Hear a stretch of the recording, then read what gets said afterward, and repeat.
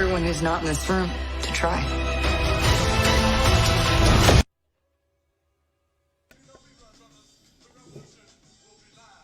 Now, you guys get mad at me. You get extremely upset. I get the letters all the time. I mean, you guys write into the show every day of the week, and you get mad at me when I talk about how we have to defend ourselves against police officers. You get annoyed, you get frustrated. I've gotten death threats from you and everything else. But when I watch a police officer shoot a pregnant woman 5 times in the back, I ask you, what are our alternatives? It seems like all of the people that get angry and get upset with me about making these statements, they never present me with an alternative that would keep people alive. They just act like we're just supposed to trust the cops and, oh, if they make a mistake, oh, well. Well, in a situation where your life is on the line, I've got to ask, is respect for the authority of the badge more important than me keeping my life? Is it more important than the members of my community keeping their lives? I want to talk about this, and we got a whole lot more to talk about coming right up here on the chamber. But first, the greatest theme song. So let me get this straight. I've been on air for an entire year now, speaking every and anything that comes to my twisted mind. And you haven't taken me off air yet?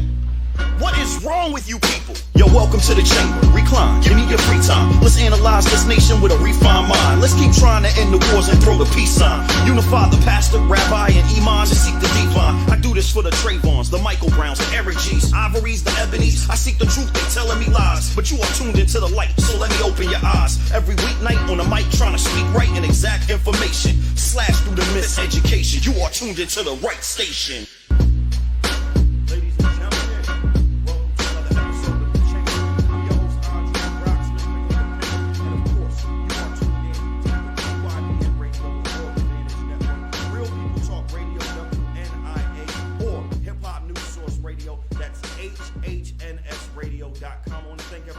Tuning in today, and I'm gonna hop right into it. You all have seen the video already of the pregnant woman who was shot and killed in the back by police officers while screaming, "I'm pregnant, I'm pregnant." Now, one of the beautiful things about my show being on at 2 a.m. every day is I don't have to hop on the latest news. I don't have to be the first to market with my news story. I know a lot of political pundits and reporters and all of that. They're trying to rush to hop on the newest story. And when you're in prime time, I understand that. I understand that you have to rush to the story that's making headlines right as we speak because everybody wants to hear about it. The beautiful thing about being on at 2 a.m. is by the time my show comes on, you've already heard the story. And that grants me a lot of freedom because I can hold off a little bit. When a story comes out, I don't have to speak on it right away and try and be the first to market with this new opinion. I can sit back and I can wait for more information to come out before I render my judgment. And I know a lot of you guys are like, oh, you never side with the cops. I try to be fair and balanced.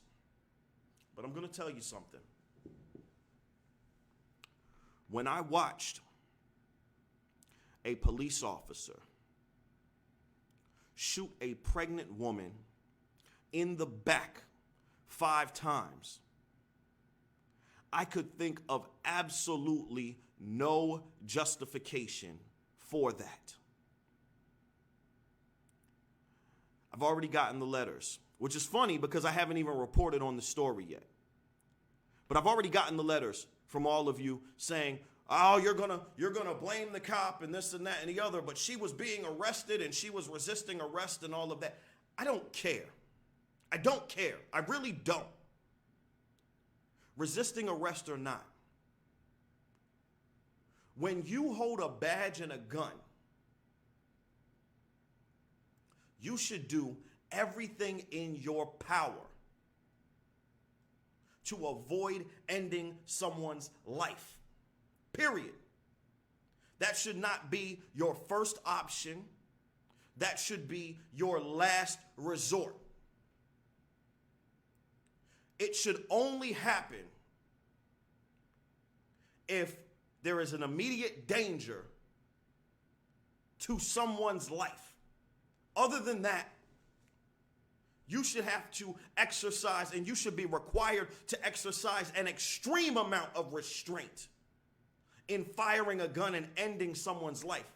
I don't care if this woman's arms were flailing around and she had fallen on the ground and it frustrated the police officer. Cops should not be able to shoot somebody simply because they're frustrated. This is someone's life. And if you're telling me for one moment, and I watched that video, if you're telling me for one moment that that pregnant woman posed enough of a threat to someone's life just by falling on the ground that that officer had to shoot her, you're insane. You are absolutely insane. I watched the video. Yes, the woman was a bit unruly. I'll give you that. Unruly does not warrant a death sentence in this country. I have never seen a law on the books that says being unruly to a police officer carries a penalty of death.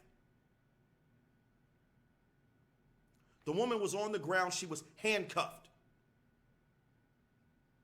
He was struggling with her. I'll give you that. He lost his temper and he shot her dead. She'll never be able to tell her side of the story. A lot of people, all of you guys writing me right now, this officer is going to get to tell his side of the story. What if this woman comes out later, or would have come out later and said, before the video started shooting, this cop raped me, and that's why I was running to get away from him? We won't know that. I know I'm a little all over the place in this first segment of the show. And that's because I am so absolutely outraged by continuing for the past 4 years of hosting this show. I don't think that there is a week that has gone by where I haven't had to report that an out-of-control police officer, a trigger-happy police officer, ended the life of someone that did not have to die. And you know what always follows these reports? The next report is going to be, prosecutor declined not to prosecute. Or, officer was found innocent. Grand jury refused to indict. No justice for the victim. That's always the next report I have to make. And I'll be honest with you, I am frustrated. I am angry. I am livid that these situations continue. So when we come back from our break, I'm going to try and calm down a little bit. And I'm going to talk to you about the problem as a whole and the solution. And you're not going to like the solution because it's not conventional. It's not orthodox. A lot of people say that I should be killed just for the solution that I've been presenting for the last 4 years. And I'm going to keep doing it. But ladies and gentlemen, we do have to go to our break. If you're tuned in on Facebook Live, we're going to go to a word from our sponsors while we still have sponsors, because after I say what I'm going to say, we might not have sponsors anymore. And if you're tuned in on our radio feed, so that would be KYBN, WNIA, or HHNS Radio, we are going to go to a little bit of Teddy Pendergrass, Love TKO. Either way, we'll be right back here on The Chamber, ladies and gentlemen. Stay tuned.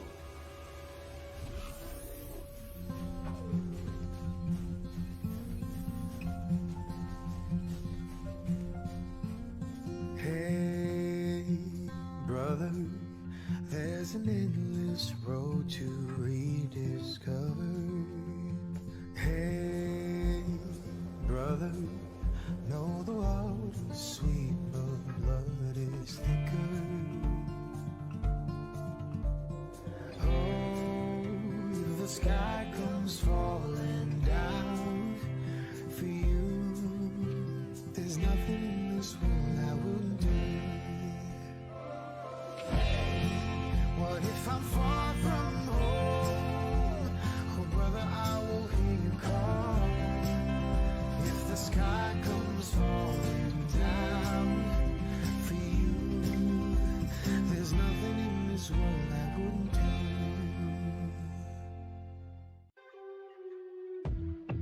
So you go to Africa and you see a guy doing a traditional tribal dance. And in the middle of the dance, the brother starts to sea walk. Now, he's never been to America and he's never seen anybody do the sea walk. And the brother from Compton, sea walking, has never been to Africa and he's never seen this tribal dance. So when you see that, you realize our culture is not a learned behavior. It's literally in our DNA. So as much as they tried to cut us off from it, to beat it out of us, or to miseducate us, they couldn't take it away from us because it literally is us. So that's what I tried to capture when I designed the Yasimba DNA collection. I wanted to show people that our modern urban style and our ancestral roots are really the same thing. I wanted to show people that the creativity and originality that we have in our urban style now is nothing but an extension of our ancestral roots because it is in us. I wanted to show people that greatness is literally in our DNA. The Yasimba DNA collection is now available at yasimba.com. Yasimba, for those who remember what we've never forgotten.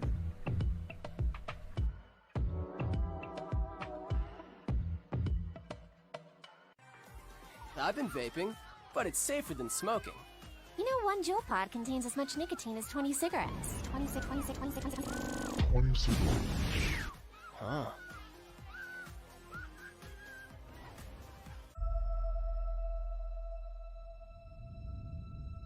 God, seems like 1,000 years ago. I fought my way out of that cave. Became Iron Man. Realized I loved you. I know I said no more surprises, but I was really hoping to pull off one last one.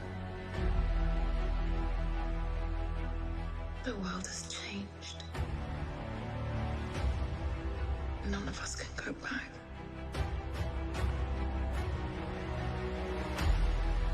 All we can do is our best. And sometimes the best that we can do is to start over.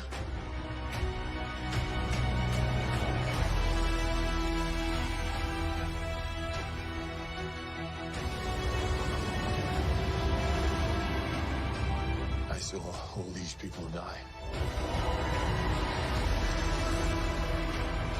I keep telling everybody they should move on. Some do, but not us. Even if there's a small chance, we owe this to everyone who's not in this room to try.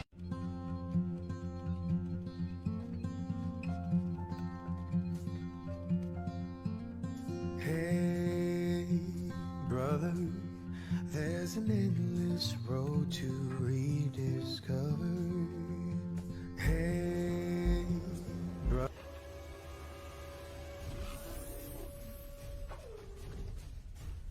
Yeah, Yes, y'all. That is Teddy Pendergrass. Love TKO. Ladies and gentlemen, welcome back to the chamber. I'm your host, Andre Roxx, Mr. Independent. And of course, you are tuned in to either KYBN Radio, the World Advantage Network, Real People Talk Radio, WNIA, or Hip Hop News Source Radio. That's HHNSradio.com. I want to thank everybody for tuning in. On the break, I was just scrolling through the CNN article of the shooting death of Pamela Shantae Turner. And she was shot, I want to be clear here, by Police Lieutenant Steve Doris.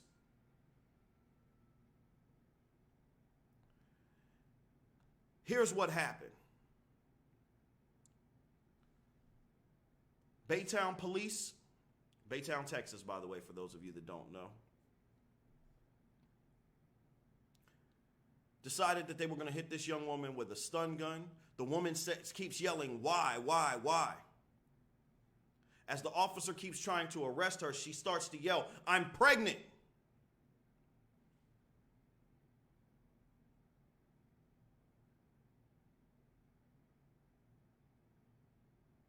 The woman got the taser and was able to use it on the officer, according to the police chief. At this point, the officer decided he was going to push her to the ground. She's laying face down on the ground. Then she fires shots. He fires shots into her back. She's subdued at this point. At least she's posing no threat and no danger. But here's where I really have a problem. During his interview with CNN, he says, it's unfortunate that somebody take tragic incident like this and start posting it on social media. He said that's extremely disrespectful to everyone included. Wait a minute. We are streaming these incidents to social media for a very specific reason. You all remember I was arrested last year. And I told you guys when I came on air at the time, when I was arrested by the Pasco County Sheriffs, and I videotaped the entire arrest. When I was released from their little holding cell after I made bail, my phone was returned to me. And lo and behold, my phone was damaged. They were attempting, they won't admit it, but they were attempting to destroy the evidence that showed that this was a false arrest. So why are people streaming these videos live to Facebook, live to YouTube, or live to wherever? They're streaming these videos because they are trying to make sure that the police do not have an opportunity to destroy the evidence. We've seen video after video of police officers trying to confiscate people's cell phones after they've done something illegal or unwarranted. We've seen it happen. Now, you can confiscate my cell phone all you want, but if I've streamed the video live, you can't destroy that evidence. That's why people are doing this. And why did the officer say it was unfortunate? Because he doesn't want to encourage you and I to actually hold them accountable. He wants to give officers across the nation an opportunity to have an out by saying we need to collect this evidence, because these officers run around trying to intimidate people. And they're often very successful at that. So they take people's cell phones. Now there's no evidence. And they want to make sure, or this officer is saying, I don't want people to continue to stream to these social media sites and to hold us accountable. That's all that statement is. He's making that statement on national news so that he can scare people or tell people it's disrespectful to hold us accountable. And because we've been so conditioned to listen to those people in authority, we start saying, oh, well, you know what? Maybe we shouldn't stream this live to Facebook. Bull. Every time you see an officer, put that video in the cloud so that they cannot destroy the physical evidence. Now let's get on to the claim itself, because this actually goes directly into how we defend ourselves against these police officers. And you guys are going to get mad at me. This officer claims that Pamela Turner got a hold of his taser and shot him with the taser. You guys are going to be mad at me, or at least, you know, these right-wingers, you're going to be mad at me for this one. But I say good. That's exactly what she was supposed to do. Given the history of police officers in this nation, yes, you're supposed to fight back. I know. You don't want to hear that. Pamela Turner was a black woman who has seen, it's impossible at this point not to have seen what police officers do to black women. Pamela Turner saw what happened to Sandra Bland. So when a police officer approaches,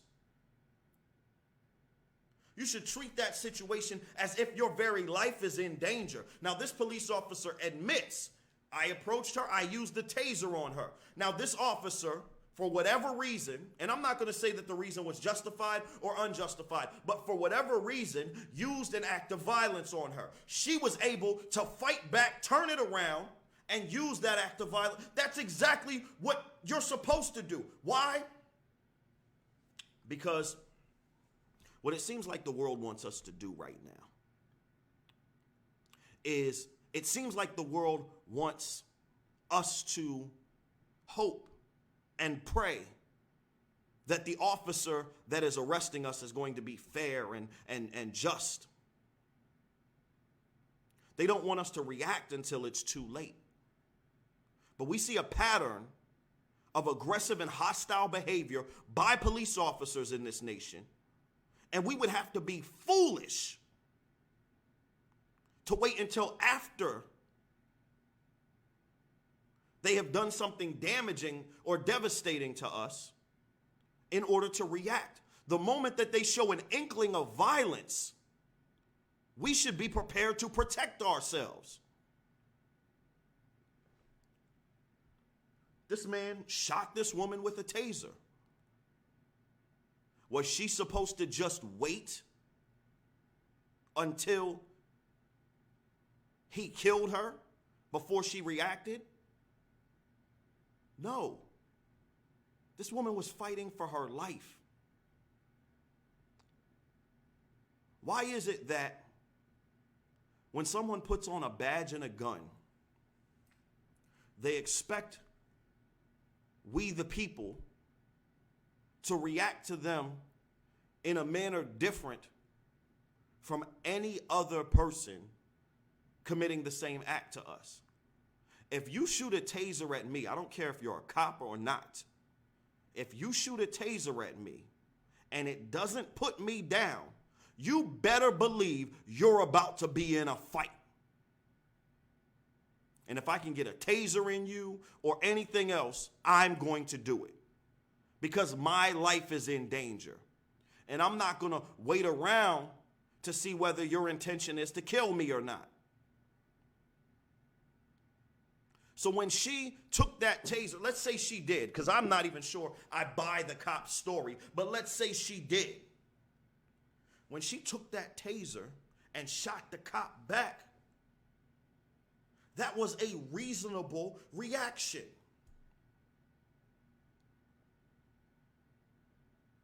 Given that she knows the history of police officers, and she knows that her life is in danger, especially as a black woman being approached and now assaulted by a police officer with a weapon, she said, I don't want to die today. So she was left with two options: leave her life in the hands of the officer and hope that the officer chose not to kill her, or take responsibility for it herself, protect herself, and hopefully walk out of there alive. And I know a lot of you are saying right now, well, but she didn't walk out of there alive. Let me tell you something. I watched that video. She wasn't going to walk out of there alive either way. But she had a better chance of walking out of there alive, fighting back, than not fighting back.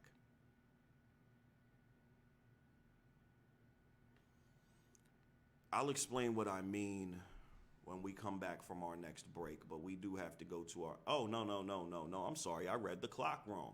We've got another 4 minutes before we have to go to our next break. So let me explain what I mean here. That officer was looking for a reason to fire his gun, the same way he was looking for a reason to fire his taser. His mentality was not, I never want to have to pull my gun.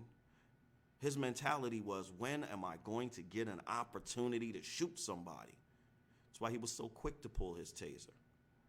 And he was looking for any reason to put a bullet in somebody. There is no other way to put a bullet in somebody's back. Period. If somebody is facing away from you, they do not pose an imminent danger to you.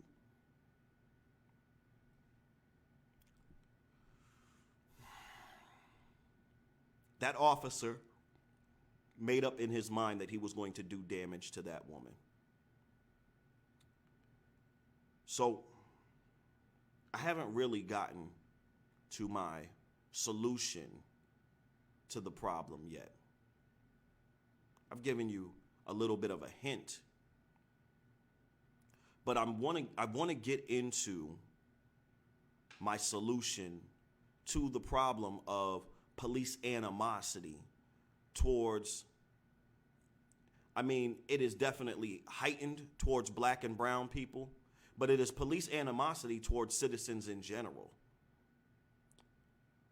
And I want to talk about what we as citizens can do, because we have no recourse otherwise. So when we come back from our break, let's talk about it. Let's talk about the history of police brutality. Let's talk about the things that we have tried in the past. And that'll give you insight into why I'm saying what I'm saying. But right now, we're going to go to our musical break. If you're tuned in on our live stream, our live video stream, you're going to see a word from our sponsors. But either way, we'll be right back here on The Chamber, ladies and gentlemen. Stay tuned.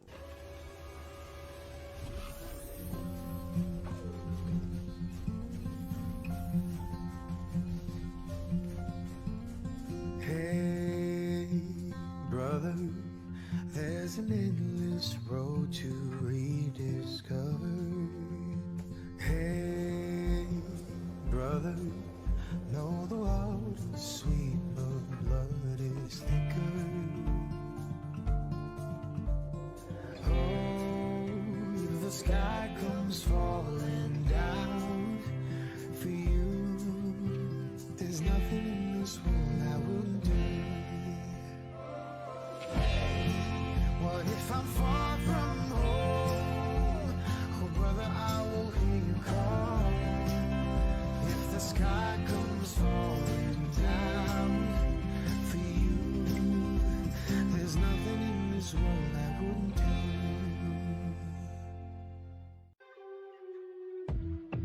So you go to Africa and you see a guy doing a traditional tribal dance. And in the middle of the dance, the brother starts to sea walk. Now, he's never been to America and he's never seen anybody do the sea walk. And the brother from Compton sea walking has never been to Africa and he's never seen this tribal dance. So when you see that, you realize our culture is not a learned behavior. It's literally in our DNA. So as much as they've tried to cut us off from it, to beat it out of us, or to miseducate us, they couldn't take it away from us because it literally is us. So that's what I tried to capture when I designed the Yasimba DNA collection. I wanted to show people that our modern urban style and our ancestral roots are really the same thing.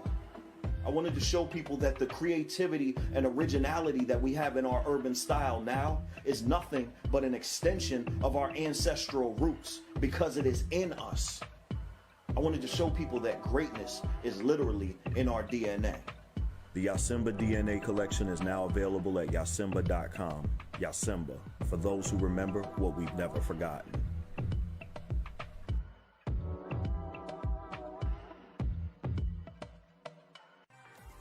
I've been vaping, but it's safer than smoking. You know, one Juul pod contains as much nicotine as 20 cigarettes. 26. Huh.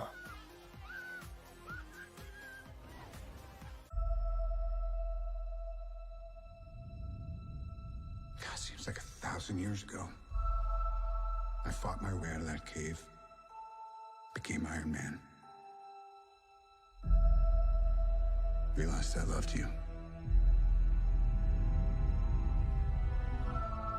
I know I said no more surprises, but I was really hoping to pull off one last one.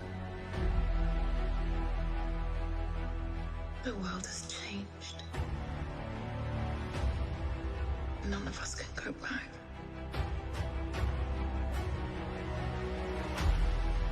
All we can do is our best. And sometimes the best that we can do is to start over.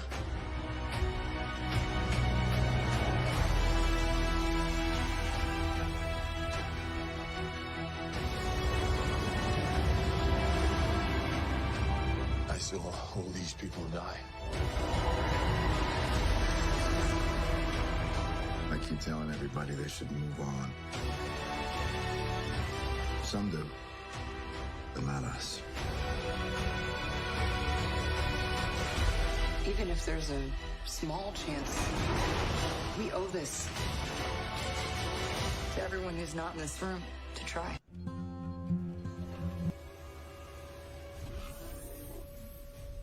Yes, y'all. That is Carl Carlson. She's a bad mamma jam. I'm sorry, Carl Carlton. She's a bad mamma jamma. Ladies and gentlemen, welcome back to the chamber. I'm your host, Andre Roxx, Mr. Independent. And of course, you are tuned in to either KYBN Radio, the World Advantage Network, Real People Talk Radio, WNIA, or Hip Hop News Source Radio, that's HHNSradio.com. I want to thank everybody for tuning in today. So let's talk about some things real quick. Over the past, let's say, 10 years, we have seen some hideous atrocities committed by police officers, videotaped. See, before the advent of the cell phone camera and the popularization of the cell phone camera, we, especially in the black community, we knew that police officers were corrupt. It was no secret. I tell people all the time, when whites get pulled over by the police officer, they say, "Oh, I hope I don't get a ticket." When blacks get pulled over by police officers, we say, "Oh my God, I hope I only get a ticket." We're in a position where every encounter with a police officer we recognize as life and death. And we've been telling the world this, and there have been detractors. There have been people who have always said, "No, you guys are exaggerating. Police officers aren't acting like that." All of these different things. And we could never prove that these police officers were absolutely out of control and ending people's lives. And the first time we got to really prove it, we really had a videotape, video evidence of that situation, was the Rodney King incident. You guys remember that, right? Somebody videotaped Rodney King getting his behind whooped. And we all said, thank God we finally got some evidence. We can finally show the world what's really going on.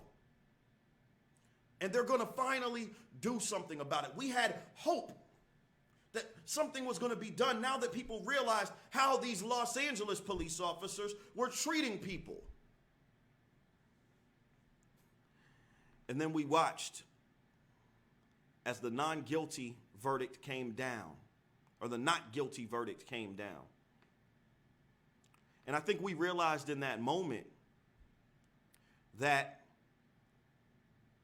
this was never about us being able to prove it. No. This was clearly that they were not going to do anything no matter what happened. So you had Rodney King.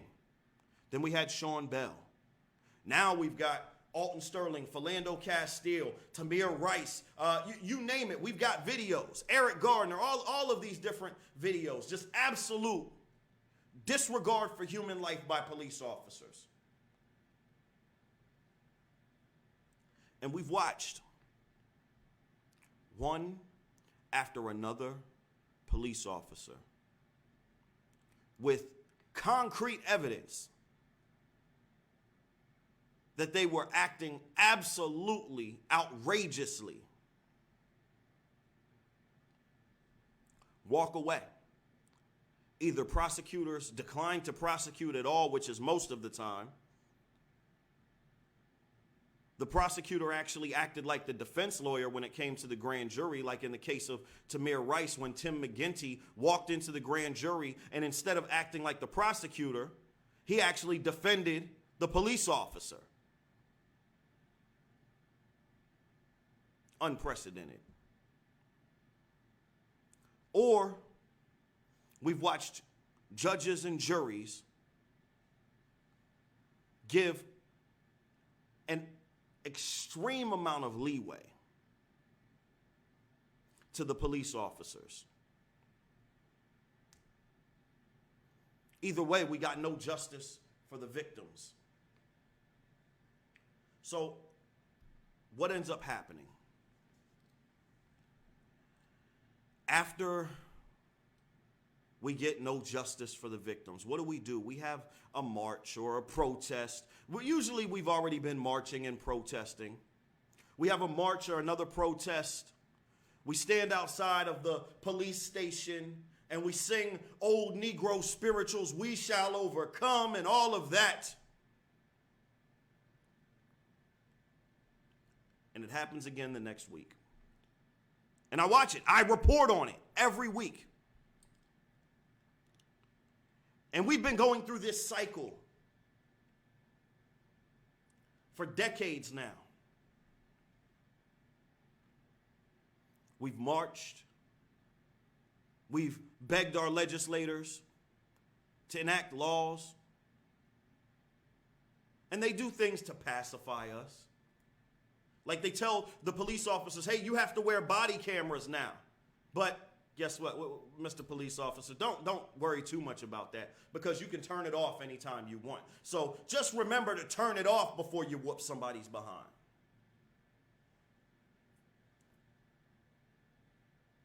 And then they go back out and do the same thing. Now, Albert Einstein defined insanity. He said that insanity is doing the same thing over and over again and expecting a different result. So we've been trying the peaceful route since the days of Martin Luther King and Al-Hajj Malik al-Shabazz. You know him better as Malcolm X. We've been trying it the peaceful route. Well, Malcolm had a whole different route. But we've been trying that for years and decades. And yet, these police officers are still out of control. They're shooting and killing us in the street, and nobody is holding them accountable. So if we can't go to the judges, if we can't go to the prosecutors, if we can't go to the legislators and find any type of results, it would be insane for us to continue to try to go to the prosecutors, the legislators, and the judges looking for this situation to be rectified. It would be insane for us to keep marching up and down the streets, holding picket signs and singing "We Shall Overcome" and causing traffic jams and all of that if nothing is changing. So why do we keep doing it? We keep doing it because our government keeps telling us that's the way that you bring about change. And we buy into it. We see no change, but they tell us that's how we're supposed to do it. No. We have no recourse within the government. That's very clear. So it's very clear that the responsibility for us to protect ourselves falls squarely on our shoulders because we can't rely on anybody else to do it. So what's the simple solution?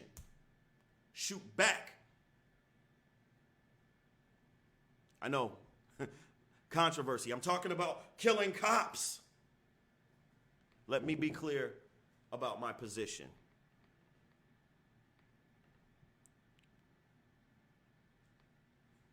Though I do not shed a tear when I hear that a police officer is shot and killed, I don't shed a tear. And for those of you that want my reasoning behind that, go to my YouTube and watch a video called "I Don't Cry When Police Die." You can understand my reasoning better. But though I don't shed a tear when I see any police officer shot, and you know what? I will explain that. But I want to get to my point first.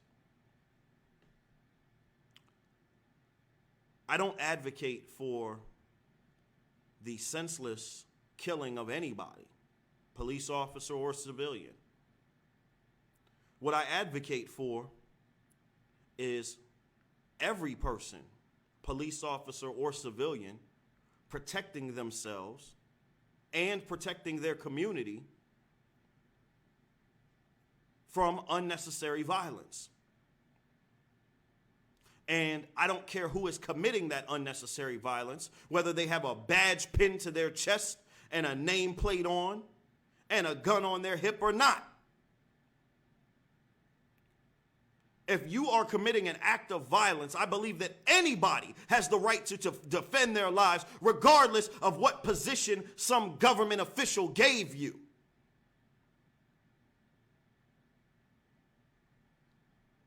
So the simple thing is to shoot back. And if we really want to stop unnecessary police violence, we don't need to just shoot back individually. We need to protect our own communities, just like they will protect each other. Oh yes, and they will protect each other. I often look at videos on YouTube, and I watch these police officers outrageously assault citizens.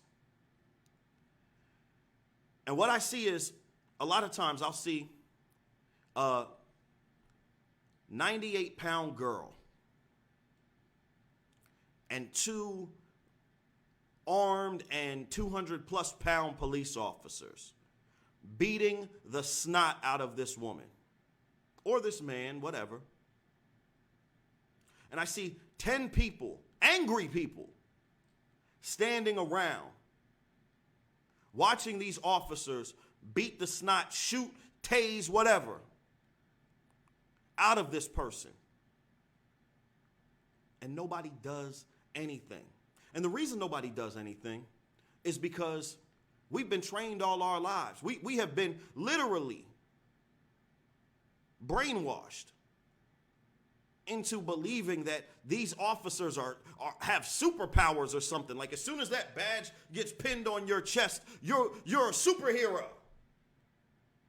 And that they can take us all out and we'll all end up in jail. There's 2 cops sitting there. There's 10 brothers standing around. Yo, man, stop, chill. What you doing, man? They're shouting and screaming instead of putting a boot to the back of that cop's neck. knocking that cop clean out. I watch videos like the Alton Sterling video. Or better yet, you guys remember that video of the young girl who the police officer tossed her across the class because she was on her cell phone? Teenage girl. My first reaction to that video is I looked at the teacher and I said, why did he allow that to happen? If I see a grown man throwing a child across the room, and this is what we have to stop looking at it and saying, oh, that was a cop that did it. I don't care who it was. If I witness a grown man throwing a child across the room, I am going to, as a man, I couldn't look myself in the mirror every morning if I did not protect that child. That is my job as a man. Instead, we watch the guy back up. Oh my God. Why? Because this man has a badge on? That's a piece of metal. It doesn't give him superpowers. He's subject to getting clocked in the back of the head just like anybody else.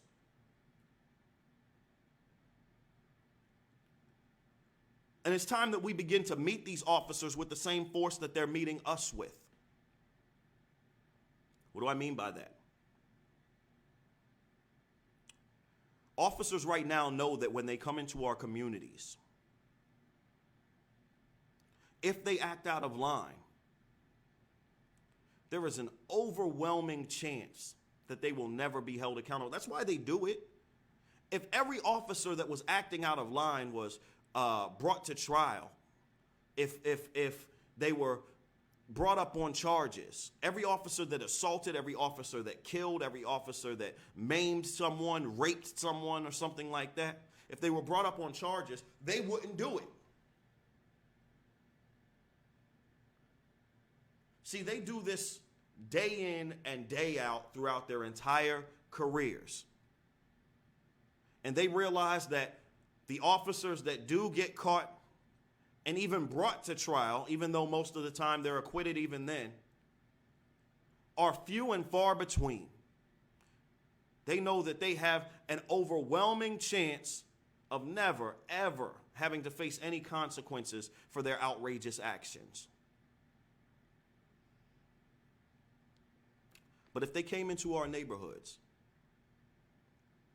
and they realized that the people of our neighborhoods had armed themselves, had trained themselves, and were prepared to shoot back if this officer acted out of line, see, now there's a consequence attached.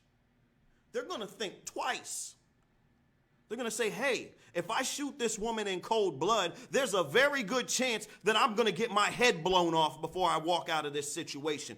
Oh, wait a minute. Let me think twice about pulling my gun and shooting a pregnant woman in the back. Because there's 15, 20 dudes out here that will gun me down for that.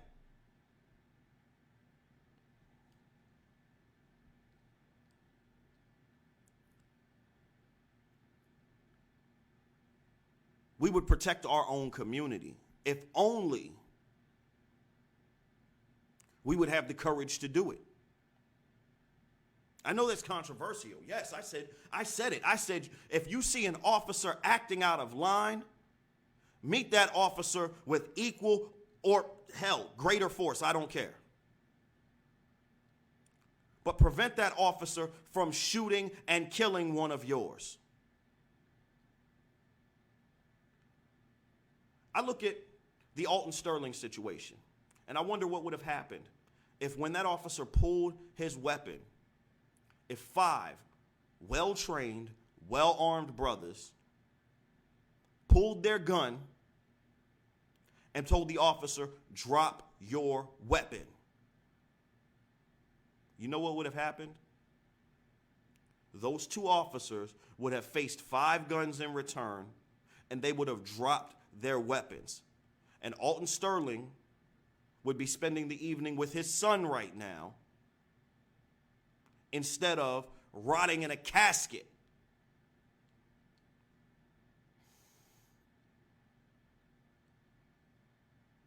I know people don't want to hear that. And you know why people don't want to hear that? Because they don't want to recognize that we're at war. Yes, I said it. We're at war with the police. Oh, I know I'm going to get those letters today. But we are at war with the police. Because anytime somebody comes into your community and starts killing people, that is an act of war. Especially if they're coming in uniform. They have essentially declared themselves an enemy army. And at this point, it's time that we define our position. And I know people say, oh, well, there was no declaration of war. Vietnam was never declared a war, but yes, there was a war in Vietnam. North Korea was never declared a war, but yes, there was a war in North Korea. Kuwait was never declared a war, but yes, there was a war in Kuwait. So it's time that we define our position. Now, Sun Tzu says that the easiest way to win a war is to convince the other side not to fight back. Then you only have bullets coming in one direction. Or in his day, arrows. See, they've convinced us not to fight back, and that's why they're winning the war. They've convinced us that guys like me who say shoot back, we're insane, we're radical. I'm a radical guy because I say shoot back. They constantly run a disinformation campaign to convince you not to shoot back. Why? Because then they're the only ones firing bullets and they don't run the risk of getting shot back in return. But if you think about it, shooting back is the only logical way to defend ourselves. It really is.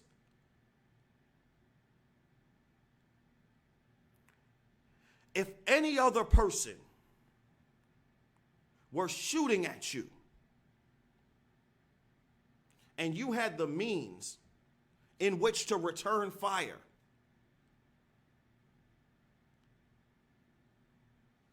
maybe you wouldn't. But I don't think that there's a reasonable person on this planet that would blame you for returning fire.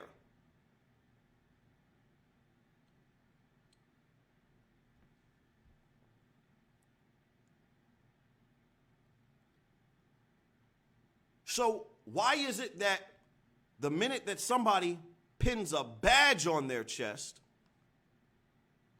all of a sudden,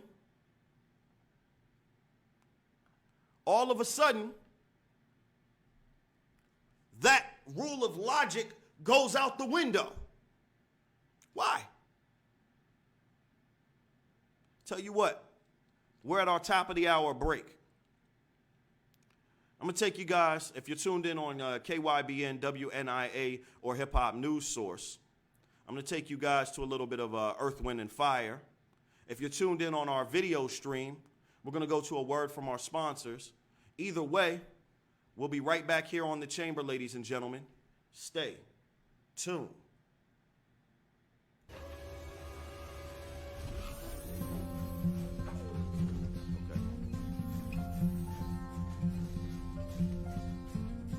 Hey, brother, there's an endless road to rediscover.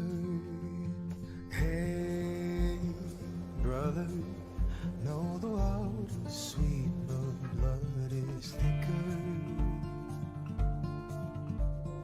Oh, the sky comes falling down for you. There's nothing in this world I wouldn't do. What if I'm far from home? Oh, brother, I will hear you call.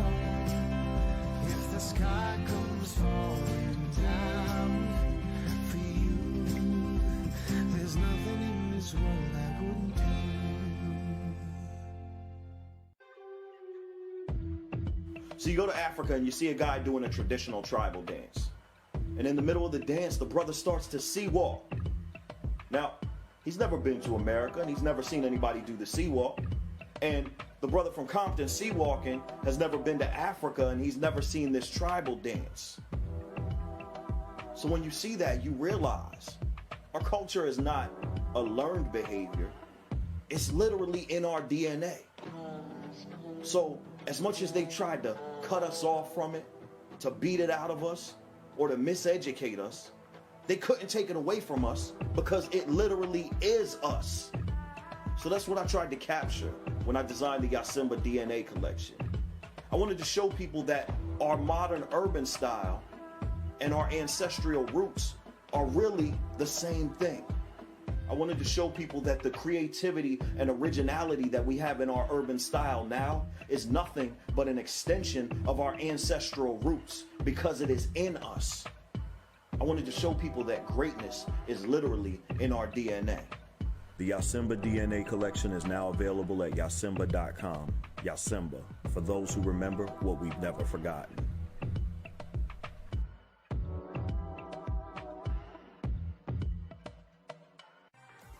I've been vaping, but it's safer than smoking. You know, one Juul pod contains as much nicotine as 20 cigarettes. 26. Huh.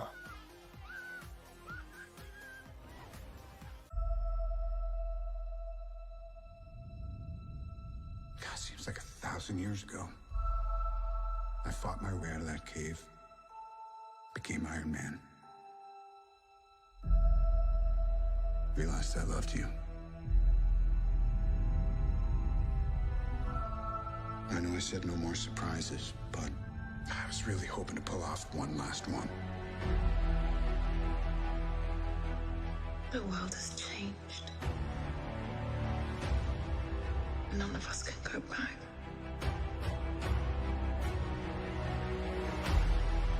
All we can do is our best. And sometimes the best that we can do is to start over.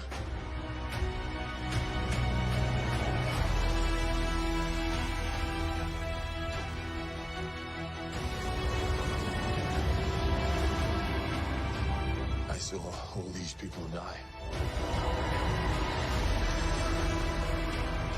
I keep telling everybody they should move on. Some do, but not us. Even if there's a small chance, we owe this to everyone who's not in this room to try.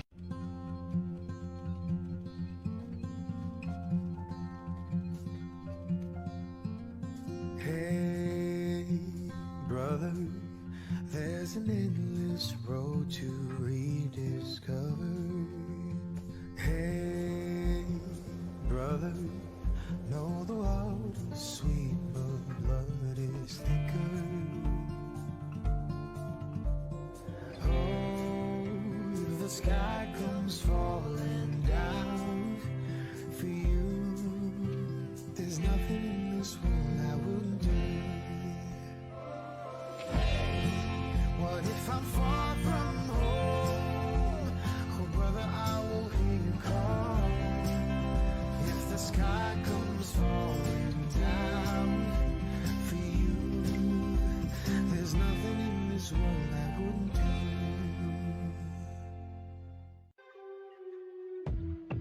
So you go to Africa and you see a guy doing a traditional tribal dance.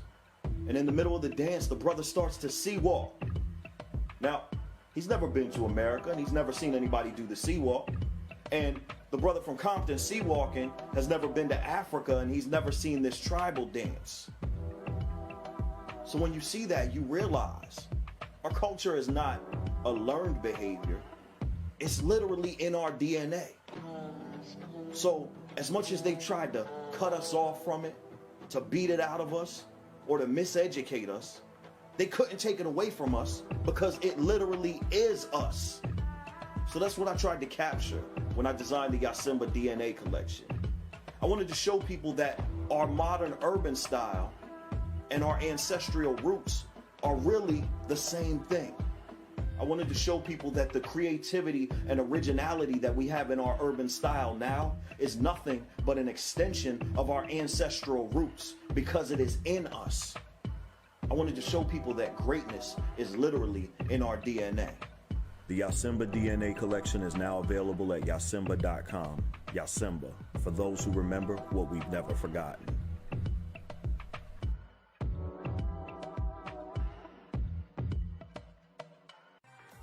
I've been vaping, but it's safer than smoking. You know, one Juul pod contains as much nicotine as 20 cigarettes. 26. Huh.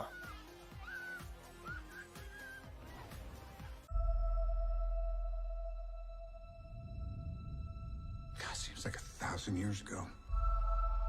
I fought my way out of that cave. Became Iron Man.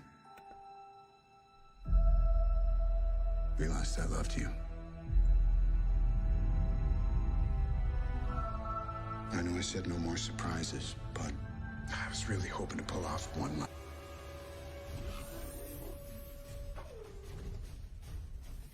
Yes, y'all. That is George Clinton, Atomic Dog. Ladies and gentlemen, welcome back to the chamber. I'm your host, Andre Roxx, Mr. Independent. And of course, you are tuned in to either KYBN Radio, the World Advantage Network, Real People Talk Radio, WNIA, or Hip Hop News Source Radio, that's HHNSradio.com. I want to thank everybody for tuning in. Before the break, I did say I would explain why I do not shed a tear when I hear police officers are shot and killed. Now, I want to be very clear about this, and I made the statement already on my Facebook feed and YouTube feed and all of that, but I want to be very clear about this. I do view police officers in this country, as a black man in America, I have no choice but to view police officers in this country as enemy combatants. I'll tell you why. Because nobody is holding them accountable, and they are executing people that look like me for nothing. I look at the Alton Sterling situation, and that's the one that really hit home for me. The two that really hit home for me, as a matter of fact, are the Tamir Rice situation and the Alton Sterling situation. I'll tell you why. With Alton Sterling. 10 years ago, I was Alton Sterling. About 13 years ago. Would drive around selling CDs out the trunk of my car, just like Alton Sterling. That's what he was doing when he was shot and killed. He was selling CDs. That was my job. I was a budding musician, trying my best to make it in this. Before I was signed to Wu-Tang and doing world tours and all of that, I was Alton Sterling. And I saw a lot of myself in him. And I can't tell you how many times someone called the cops on me for standing outside selling CDs. I've been arrested for it. You guys can check my arrest records and all of that. But I'm sure, for my real fans, you guys already knew. I've been shooed away from properties. And I even, most of the time, had the property owner's permission. But some random customer, just like the Alton Sterling situation, would call the cops. So in his situation, I say, there but for the grace of God go I. That could have been Andre Roxx laying on the side of the road over selling CDs.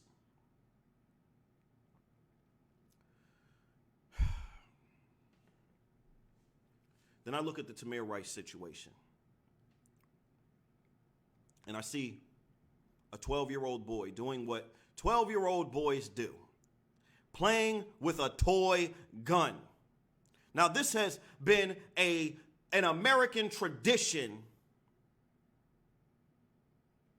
for centuries. People always want to say, oh, he had a gun that looked like it was real and this and that and the other. Come on, stop it. Nobody talks about when little white kids play with toy guns and they're getting shot and killed by police. We have movies about kids playing with toy guns. Remember the movie, was it A Christmas Story or something like that? But a 12-year-old boy, black neighborhood, playing with a toy gun. I have an 8-year-old. And I cannot bear to even think about what would happen.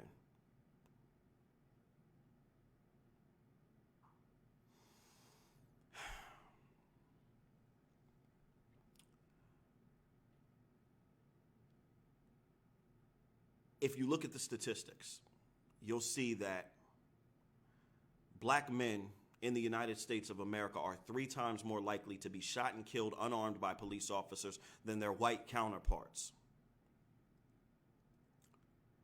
You'll see that, well, they don't even take statistics on this, but I can tell you from, and I know it's anecdotal, but I can tell you from my own experience, we're more likely to be stopped and harassed. As a matter of fact, Rahm Emanuel, my favorite mayor, commissioned a study in the city of Chicago to find out if blacks were being treated differently than whites. And his study concluded that, yes, in fact, they were. They made up the majority of the stops. They made up the majority of the unnecessary searches. Though whites were found per capita to have more illegal activity going on. And then when I started this show 4 years ago, when I was still in that little small station in Philadelphia, I interviewed a police officer, a Philadelphia police officer. As a matter of fact, we interviewed 2 of them. And I asked both of them one very simple question. I said, if you witnessed one of your fellow, well, you know what, I won't even get into that right now. But one of them did say, they treat walking through Cheltenham, which is a white neighborhood outside of Philadelphia, as if they're walking through the park. And they treat walking through North Philadelphia, which is a black neighborhood, as if they're walking through a war zone. So they've already declared that they are enemy combatants. Now, I cannot shed a tear when my enemies are killed. That's foolish. If I know that I'm at war, and we already talked about that, why would I shed a tear when a person who may end my life next week is shot and killed? Why on God's green earth would I be sad about that? And I know this is the response I'm getting ready to get. I see you guys getting ready to make these comments right now in the feed. I see it. I can feel it. You're going to say, but not all cops are bad. It's only 1 or 2 bad apples. Let's go over this again. I've said this many times on the show, and I'm going to say it again because I know we got a lot of new listeners. There is no such thing as a good cop. Period. It doesn't exist. There's no such thing. They don't exist. There is no good, and I'll tell you why. You're going to tell me, oh, well, you know, there's only 1 out of 100 or 1 out of 1,000 cops. Let's say 1 out of 1,000 that will shoot and kill me, right? Well, let's look at some of the situations that have gone on. You've got, you know, Tamir Rice, Laquan McDonald, Alton Sterling, all of these different situations, right? And we've watched the police officers who were on scene who didn't pull the trigger go so far as to file fake police reports lying about the incidents that happened. We get the video later and we see, oh, we got 5, 6, 7, 8 cops lying. Getting back to what the interview at the old station I was on. I interviewed one police officer and asked her a very simple question. I said, hey, listen, if you witness your fellow officer, and I know I'm over my time for the break, we're going to get there. But I said, if you witness your fellow officer committing a crime, killing someone, something like that, would you stand up in open court and testify against your fellow officer if that meant your fellow officer going to jail? She refused to answer that question, which tells me the answer is no. Like, let's keep it real here. Which means that even though you may only have one officer that's committing the crime, you have 1 out of 1,000 committing a crime. You have 999 who will cover up. They're expected to. It's called the blue wall of silence. And those officers who will rat on their fellow cops, they call them whistleblowers, and they find a way to get them out of the department. So you have a culture with policing where only those officers who will lie to protect their fellow officers remain in office. So the quote unquote good cops don't exist. That you have a culture that doesn't allow for good cops. Now, if I go and rob a store, and then I come to your house, now you weren't involved in the robbery at all, but I come to your house and I say, hey, tell the cops I was here all day, lie for me. Tell them I was here all day so I don't have to go to jail. And you tell the cops that I was there all day, guess what? You are guilty of being accessory to the crime after the fact. And you're going to be held to the same standard that I'm held to for robbing the store. So if a police officer commits a crime and then they go to their fellow officers and say, hey, lie for me, write your report this way. Lie for me. The one officer out of 1,000 is guilty of the crime. The 999 that will lie for them are guilty of accessory to the crime after the fact, which equals, for those of you that can't do math, 1,000 out of 1,000 bad police officers. There is no such thing as a good police officer.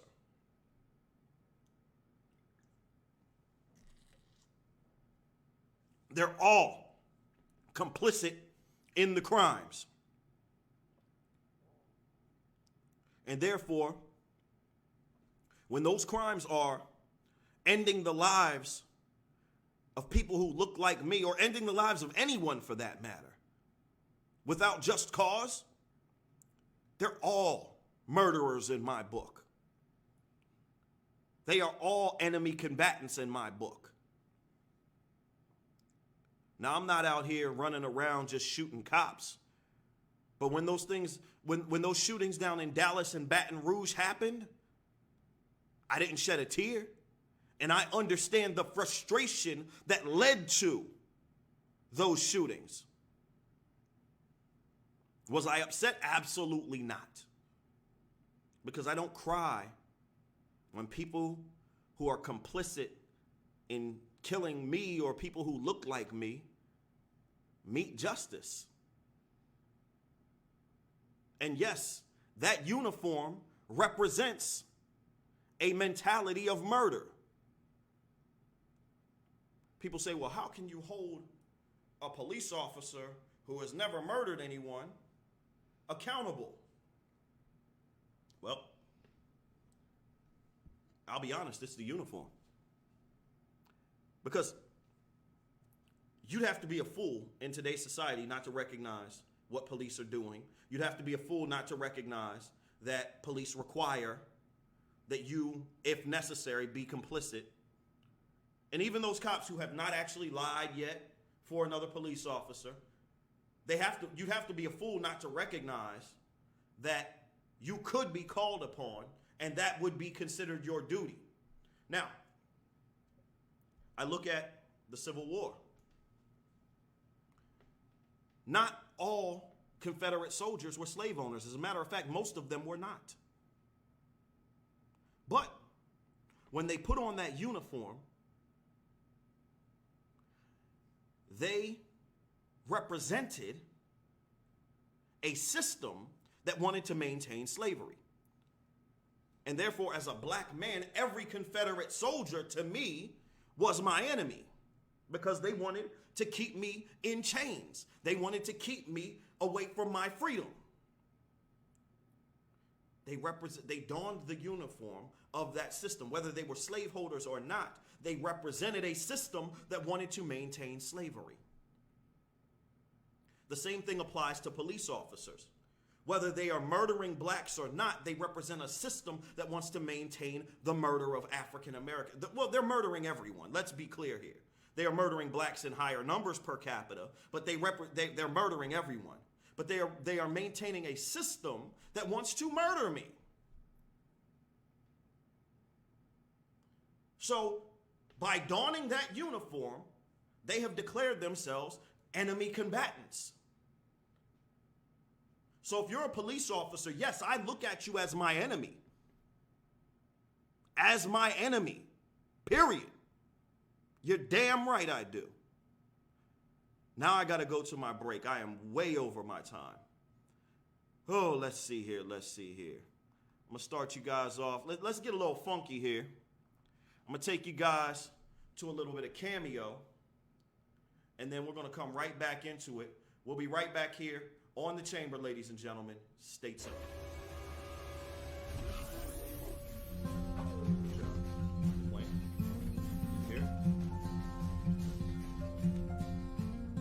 Hey, brother, there's an endless road to rediscover. Hey, brother, know the water's sweet, but blood is thicker. Oh, the sky comes falling down for you. There's nothing in this world I wouldn't do. What if I'm far from home? Oh, brother, I will hear you call. If the sky comes falling down for you, there's nothing in this world I wouldn't do.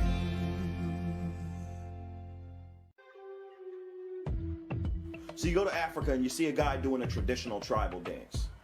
And in the middle of the dance, the brother starts to sea walk. Now, he's never been to America and he's never seen anybody do the sea walk. And the brother from Compton sea walking has never been to Africa and he's never seen this tribal dance.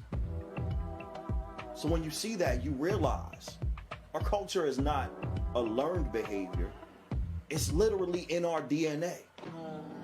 So as much as they've tried to cut us off from it, to beat it out of us, or to miseducate us, they couldn't take it away from us because it literally is us. So that's what I tried to capture when I designed the Yasimba DNA collection. I wanted to show people that our modern urban style and our ancestral roots are really the same thing. I wanted to show people that the creativity and originality that we have in our urban style now is nothing but an extension of our ancestral roots because it is in us.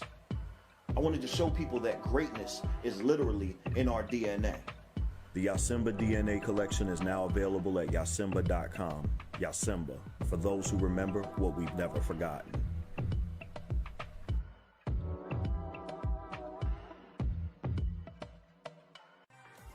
I've been vaping, but it's safer than smoking. You know, one Juul pod contains as much nicotine as 20 cigarettes. 26. Huh.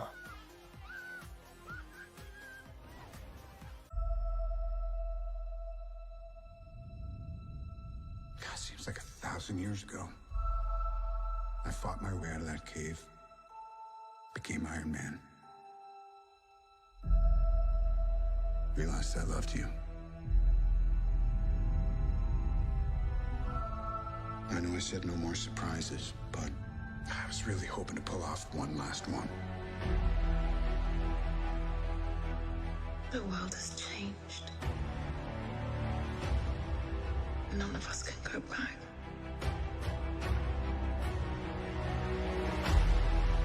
All we can do is our best. And sometimes the best that we can do is to start over.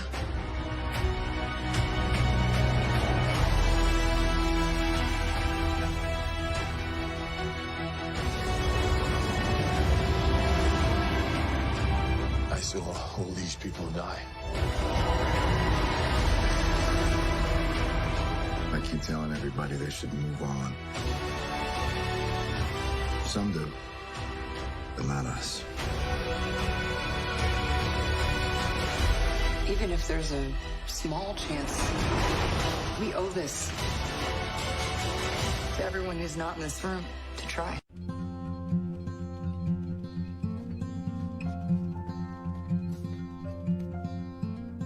Hey, brother, there's an endless road to rediscover. Hey, brother, know the world is sweet, but blood is thicker.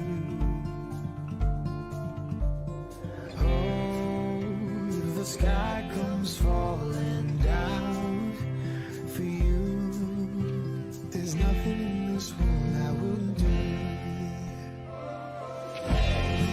What if I'm far from home? Oh, brother, I will hear you call. If the sky comes falling down for you, there's nothing in this world I wouldn't do.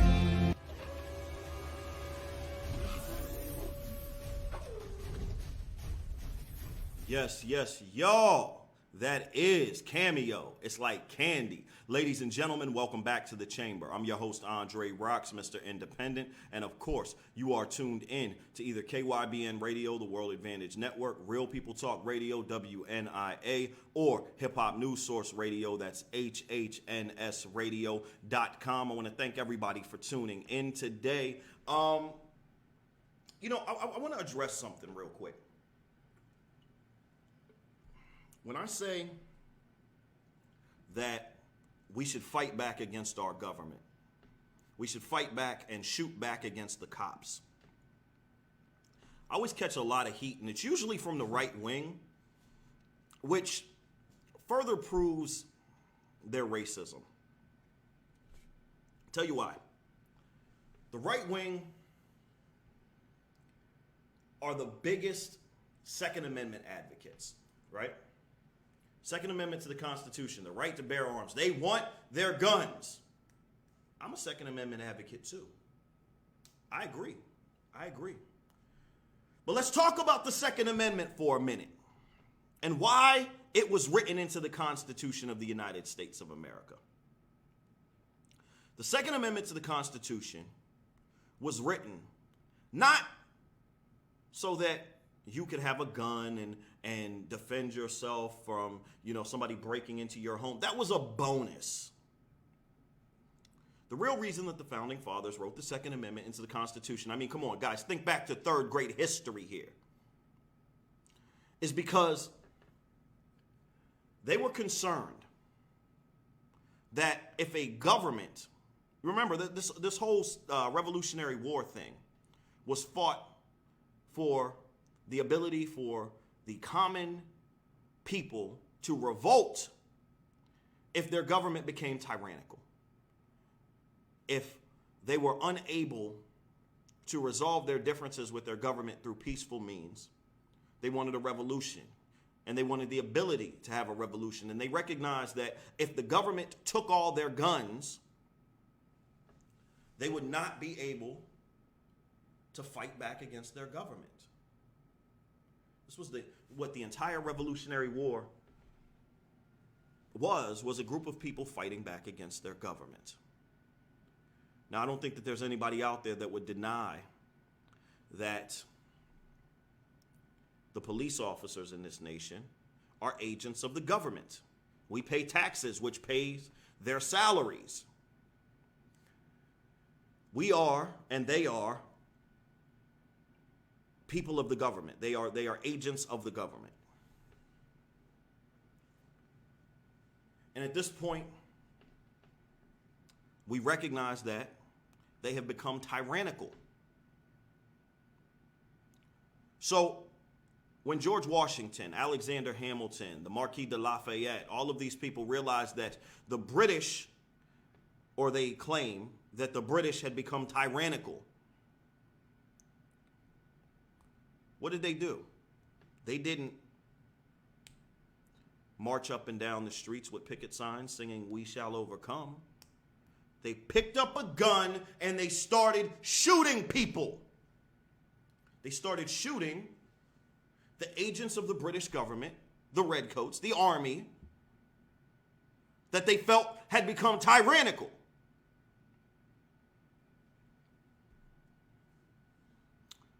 So why is it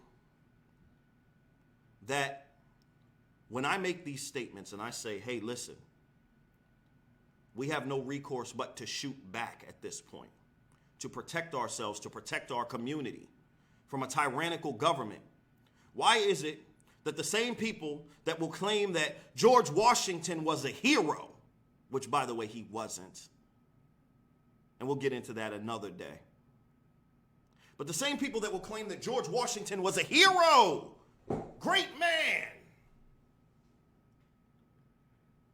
for fighting and shooting the agents of a tyrannical government, when I say it,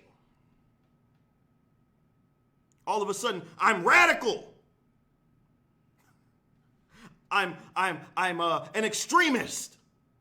No. I'm saying our government has become oppressive. Through their agents, the police, they have become oppressive. And we recognize at this point that no peaceful means exist by which we can remedy the oppression.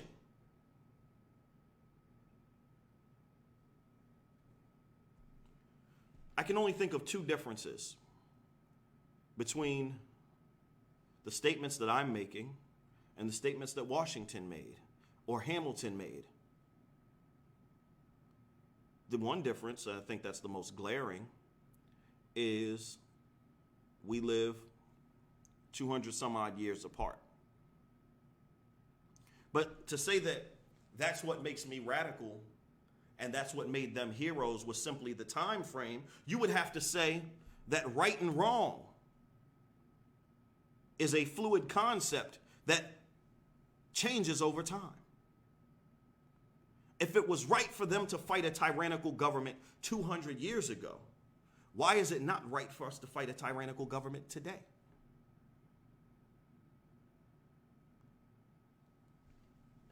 If right and wrong are absolutes, then it's just as right for me to say it today than it was for them to say it back then. Or is morality a fluid concept for you? Because that gets into a whole lot of different issues.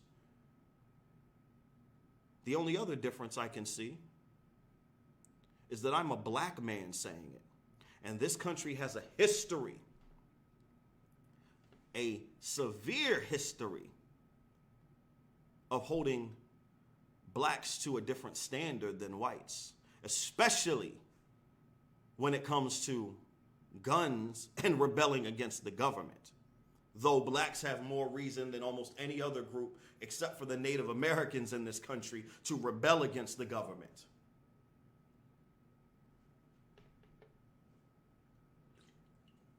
See, conservatives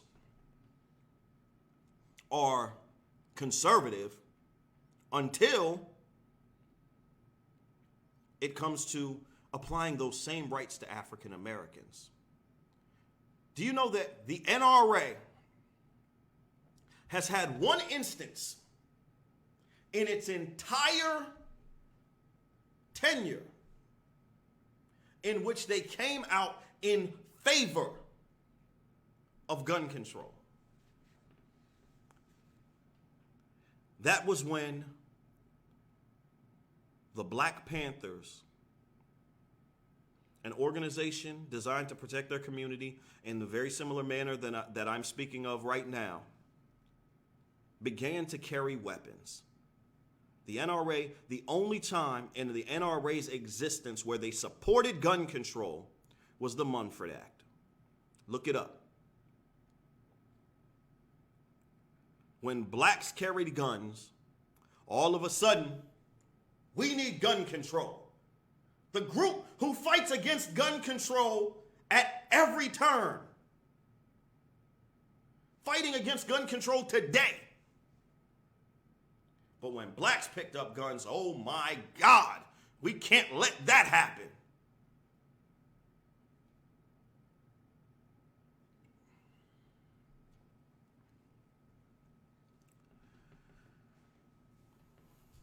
That's evident even today.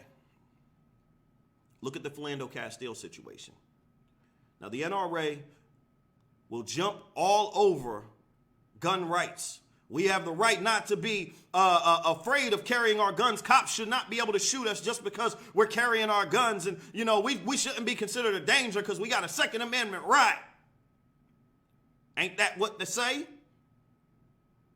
Wait a minute. NRA was strikingly silent when Philando Castile was shot and killed in front of his girlfriend and his 4-year-old daughter for carrying a legal firearm. Where was the NRA? This shows the hypocrisy of this nation, which further lets me know that as long as these people are existing and that they are in positions of power, I think the NRA is the most powerful lobby in the country.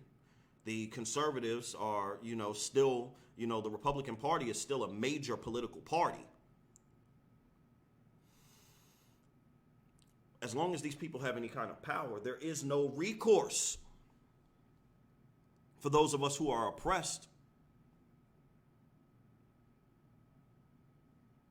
within our own government. So we have to take matters into our own hands, much as the Blue Army, the Union Army did in 1776. Or is it simply that blacks do not have the right to protect their life, their property, and their existence in the same manner that whites do? Because let's be honest, the Revolutionary War was fought for the freedom of whites. This was not a time when blacks had any kind of rights in this country. But now we have an issue that mainly affects, and I'm not going to say only, but mainly affects African Americans. And all of a sudden, the same morality does not apply.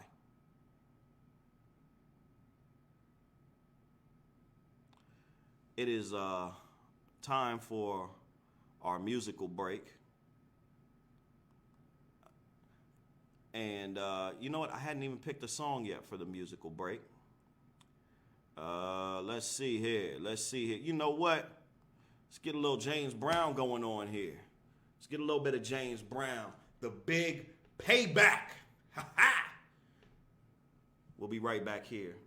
Oh, I'm sorry. If you're tuned in on our live video stream, then you're going to get a word from our sponsors. Unfortunately, I can't play James Brown on the musical stream, so you get a word from our sponsors. Either way, we'll be right back. Stay tuned.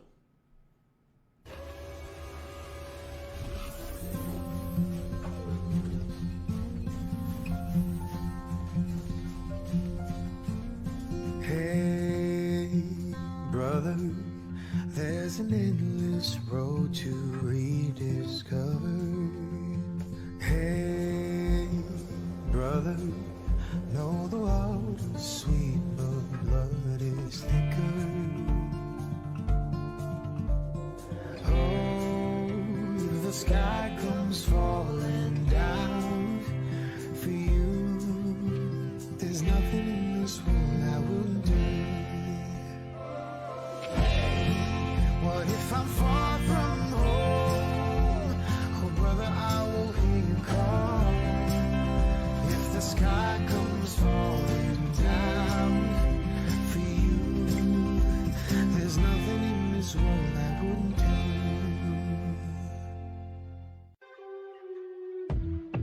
So you go to Africa and you see a guy doing a traditional tribal dance. And in the middle of the dance, the brother starts to sea walk. Now, he's never been to America and he's never seen anybody do the sea walk. And the brother from Compton sea walking has never been to Africa and he's never seen this tribal dance. So when you see that, you realize our culture is not a learned behavior. It's literally in our DNA. So as much as they tried to cut us off from it, to beat it out of us, or to miseducate us, they couldn't take it away from us because it literally is us. So that's what I tried to capture when I designed the Yasimba DNA collection. I wanted to show people that our modern urban style and our ancestral roots are really the same thing. I wanted to show people that the creativity and originality that we have in our urban style now is nothing but an extension of our ancestral roots because it is in us. I wanted to show people that greatness is literally in our DNA. The Yasimba DNA collection is now available at yasimba.com. Yasimba, for those who remember what we've never forgotten.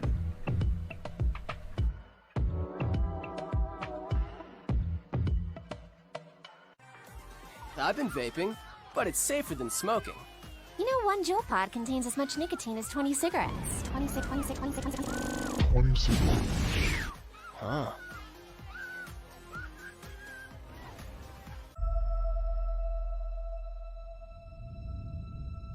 God, seems like 1,000 years ago. I fought my way out of that cave. Became Iron Man. Realized I loved you. I know I said no more surprises, but I was really hoping to pull off one last one. The world has changed. None of us can go back.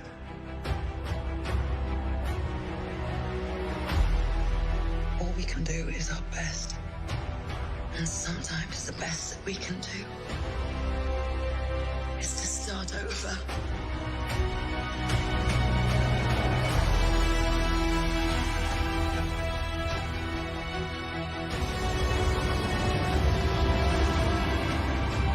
I saw all these people die. I keep telling everybody they should move on. Some do, but not us. Even if there's a small chance, we owe this to everyone who's not in this room to try.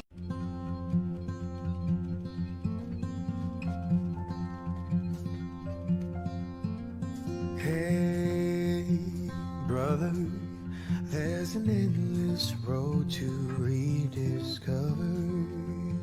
Hey, brother, know the world is sweet, but blood is thicker.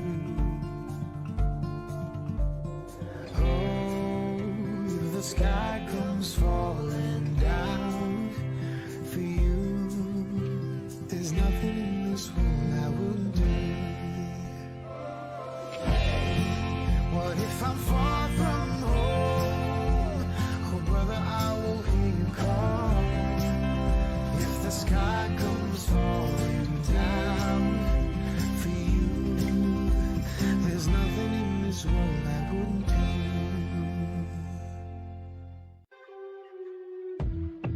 So you go to Africa and you see a guy doing a traditional tribal dance. And in the middle of the dance, the brother starts to sea walk.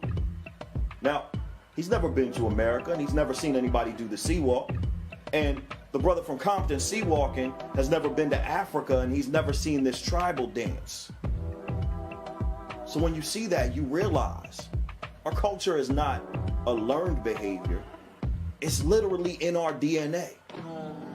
So as much as they tried to cut us off from it, to beat it out of us, or to miseducate us, they couldn't take it away from us because it literally is us. So that's what I tried to capture when I designed the Yasimba DNA collection. I wanted to show people that our modern urban style and our ancestral roots are really the same thing. I wanted to show people that the creativity and originality that we have in our urban style now is nothing but an extension of our ancestral roots because it is in us.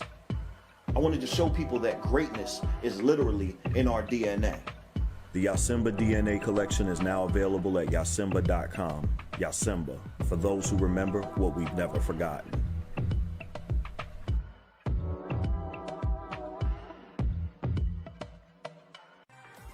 I've been vaping, but it's safer than smoking.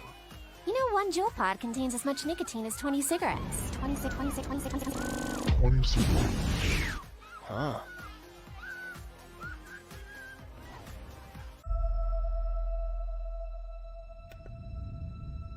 God, seems like 1,000 years ago. I fought my way out of that cave, became Iron Man. Realized I loved you.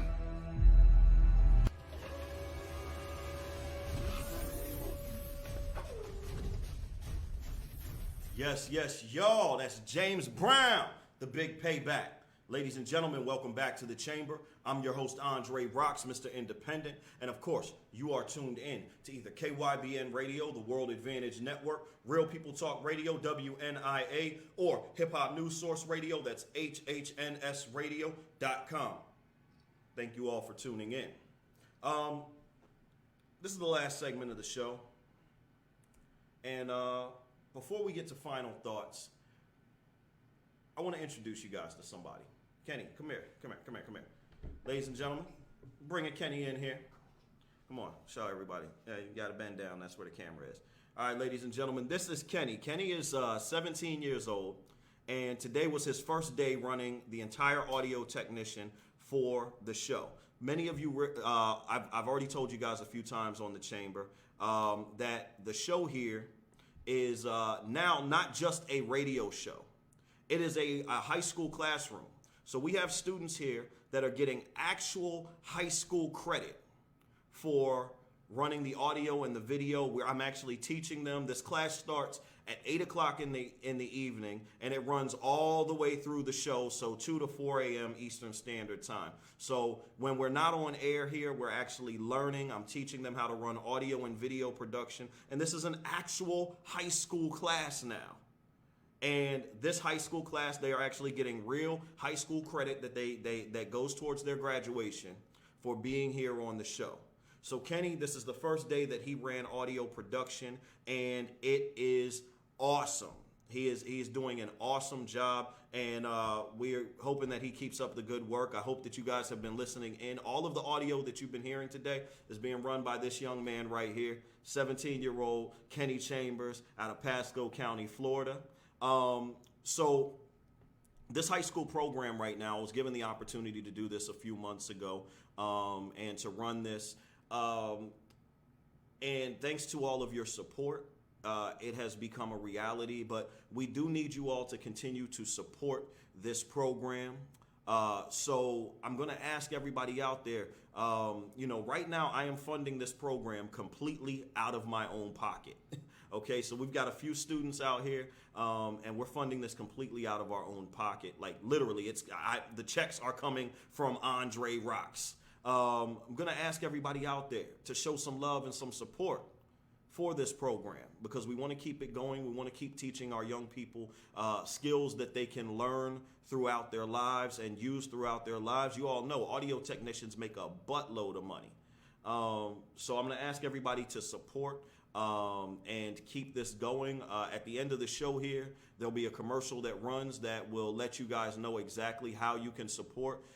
If you're tuned in on our Facebook Live feed. If not, you guys can contact me at therealandreroxx@gmail.com, and I'm more than happy to let you guys know how you can support. But this is a program that is awesome, and I'm honored to be a part of it, and I hope that you all will continue to support so that we can keep this program going. All right, Kenny, you can get out of here now. Get out of here. All right. He's a great kid, guys. He's a great kid, and this is his first time running the entire audio program. So, we want to continue to encourage him and encourage all of our students here. We also have BJ running the video program. He was not here with us today. He is out for the day, but he'll be running the video program. But anyway, ladies and gentlemen, it's time for my final thoughts. And my final thoughts are simple. Do not allow what you've been taught to override your common sense. You have common sense. When you look at situations like what's going on with the police here in the United States of America, ask yourself a simple question. What makes sense for an oppressed group of people to do? You could not, if you have any sort of intelligence and any type of logic, you could not ask an oppressed group of people to continue protesting if protesting didn't work. You could not ask an oppressed group of people to continue petitioning their congressmen and their senators if that's not working. You could not ask an oppressed group of people to continue marching and carrying picket signs if that's not working. You can't ask an oppressed group of people to do something that's not working and to continue to do something that's not working. So I challenge all of you out there who have a problem with me saying, shoot back. I challenge you. I say, give me a solution that will work to stop police officers from murdering and getting away with it. First of all, give me a solution that'll stop them from murdering. Screw the getting away with it part. Because you can get caught for a murder and go to jail, but the person's still dead. Give me a solution that's going to work to prevent these situations that have been happening for the last 400 years from continuing to happen. Give me a peaceful solution. I'm open. But right now, what I see is shooting back is the best solution. That is the best solution. And I know there are people out there that are going to say, oh, but that's going to start a war with the cops. Let me explain something to you. And this is another little statistic they don't want you to know. A war with the cops ends with the cops losing. Simple math. You know how many police officers there are in the United States of America? 1.1 million. Let's add the military into that and throw the other 3 million military members into the mix. 4.1 million. You know how many blacks there are in the United States of America? Just blacks. 49 million, give or take. Just black males of fighting age. Let's call that between 21 and 50. 12 million. So let's say every cop in America versus every black male in America. That's still a 3-to-1 advantage. This doesn't include black women. You know, people over the age of 50 that are still in good shape, that kind of thing.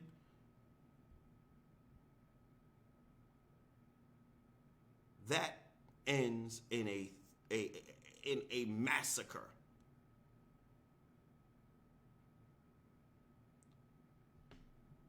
What will end up happening is, before that war ever gets declared, cops are going to start changing their tune. Legislators are going to start changing their tune. Because now, blacks have said, we are not taking it anymore. We are not taking it anymore. They rely on our fear to keep them in power. Stop giving them that power. Anyway, ladies and gentlemen, that's the end of my show. I want to thank everybody out there for inviting me into your home, into your vehicle, onto your laptop, your cell phone, your tablet, computer, however you're listening to me today. I want to thank you for inviting me into your eardrums. It is always an honor and a privilege to have my voice heard, to have my opinion taken into consideration. Even if you disagree with everything I just said, I still appreciate you taking the time to hear me out. That's an honor and a privilege that I do not take for granted, so thank you very much for that. As always, y'all, remember, we don't have to like each other, but God said we should love each other. I'm your host, Andre Roxx, Mr. Independent. Until next time, y'all, peace and blessings. I am out. Hello, ladies and gentlemen. I'm Andre Roxx, host of The Chamber on KYBN, WNIA, and HHNS Radio. Now, when you see The Chamber's live video broadcast, this is what you see. But this is what you don't see. You see, when I started The Chamber 4 years ago, the only reason I got on air is because some station manager in Philadelphia thought it would be funny to let a rapper talk about politics and world events. And somehow we went from a small station with 12,000 listeners in Philadelphia to an internationally syndicated radio show on the KYBN, WNIA, and HHNS networks with millions of listeners worldwide. The only reason that happened is because you continue to support this show. Now, once again, the Chamber is breaking new ground and helping our community in the process. We've transitioned our studio into a high school classroom where students can learn the skills of audio and video production and earn real high school credit for it at no expense to the parents. Everything you see and everything you hear is being done by one of our students. From the video clips in our monitors to the backgrounds, the lighting, the audio clips, even the microphone being turned on is done by one of our students. Heck, even some of the stories are brought to us by some of our students. Let me show you something. This is Kenny. He's growing up to be a fine audio engineer.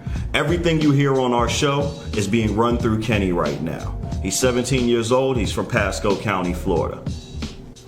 And this is BJ. And even though he's special, he runs every piece of video you're seeing right now. And he does an excellent job. Currently, we're able to provide this program to parents at no cost because I'm funding it out of my own pocket.